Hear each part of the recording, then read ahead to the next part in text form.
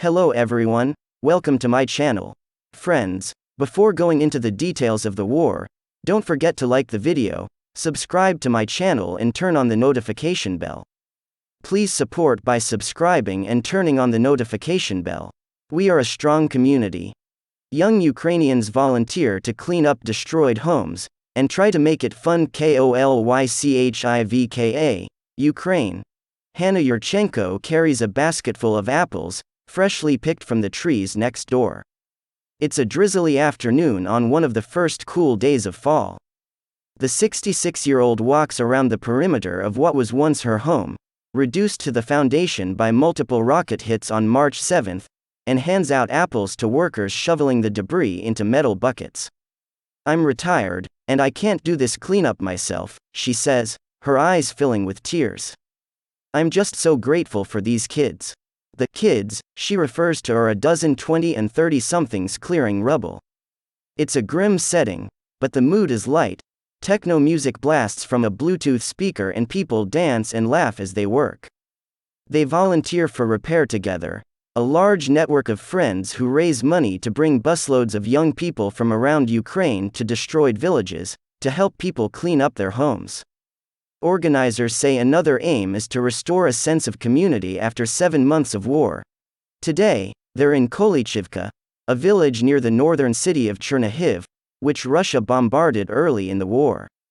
Roman Tarasiuk, 27, dances atop a trailer parked out front as he empties buckets of debris to be hauled away. He worked for a major educational company in Kyiv but lost his job when the war started. Volunteering in Ukraine, it's become a way of our everyday life. We all just want to feel useful, he says. Victoria Sitovska, 20, sways to the music and shovels nearby. She was born in Ukraine and goes to school in Germany. Since the war began, she's traveled back to Ukraine on school breaks to help. She says the festive atmosphere is necessary. Right now, we all feel anger and a lot of destructive emotions. Listening to music keeps us balanced, so we can keep working, she says. The cleanup events were born out of that idea. A few friends got together to help out in a different village earlier this spring. But there were so many places that needed help that they invited other friends, who invited more friends. Now, organizers say thousands of volunteers have helped out at the events. The scale of destruction is just so huge, says Marina Rebina, 34, one of the organizers. It can be easy to become overwhelmed by it all, she says. The group tries to focus on what's possible, on the difference they can make to individual people in individual villages. Like the 6 houses they are cleaning up today. "We're not builders, yeah? We're just normal people," she says with a shrug. "But we have our bodies, we have our arms, we have our health." And they try to make it memorable, usually camping nearby.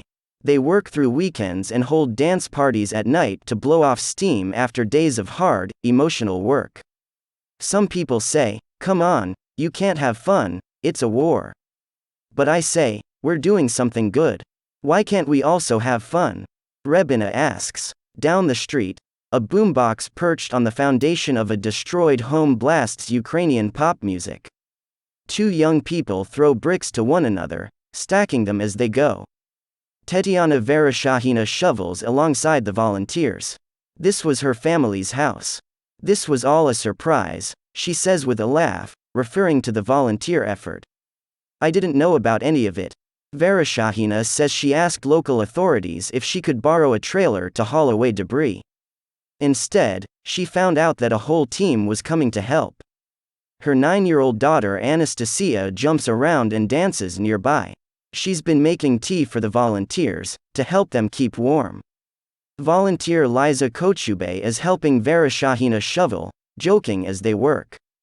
Kochube says just because she's out here laughing today doesn't mean she doesn't pay attention to the news. "There are 7 days a week, 5 of those days we read the news, and get really sad. And 2 days a week, we gather together and get distracted by work," she says. A short walk away, past cows grazing by the road, 60-year-old Katerina Yurchenko, no relation to Hannah Yurchenko, keeps watch over her destroyed property, where more young volunteers are packing up at the end of the day. She was born in this house and lived here all her life. Cleaning it up has been too emotionally difficult to do alone. She says this group of workers finished in one day what would have taken her months, even if their music isn't for her.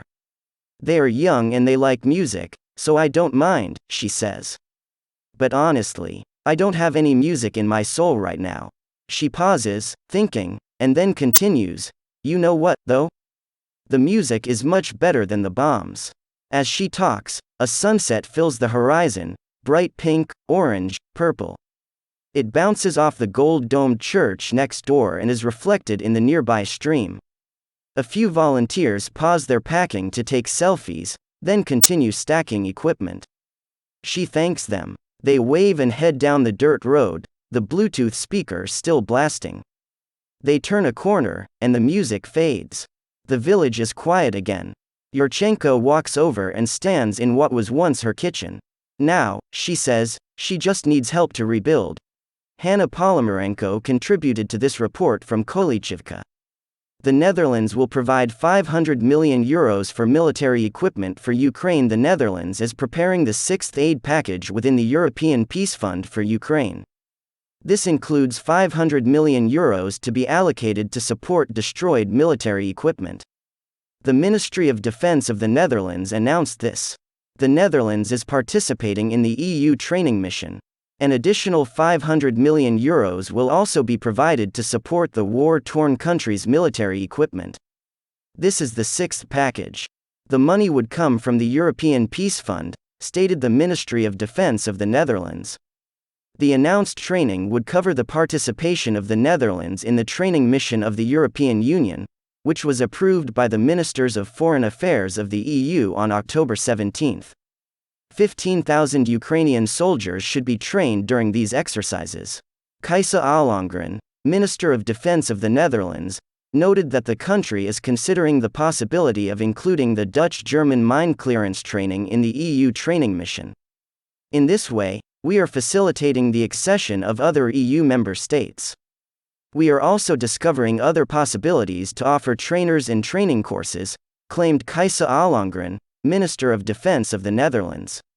She also emphasized that the Ukrainian military is showing significant progress and emphasized the need to continue supporting the defense forces of Ukraine. Supplying weapons and ammunition pays off, as does training the Ukrainian military so that they can optimally use and maintain their weapons. We witness that Ukraine will benefit from all this progress in the military field, she added. Previously, after Russia attacked Ukraine's energy system, the Netherlands announced the provision of air defense equipment to Ukraine for a total of €15 million. They did not disclose which missiles were included in this aid, yet they noted that those are suitable for air defense systems already provided to Ukraine by another unnamed country. Presumably, Ukraine would be receiving missiles for the NASAMS medium-range anti-aircraft missile system, which is in service with the Netherlands.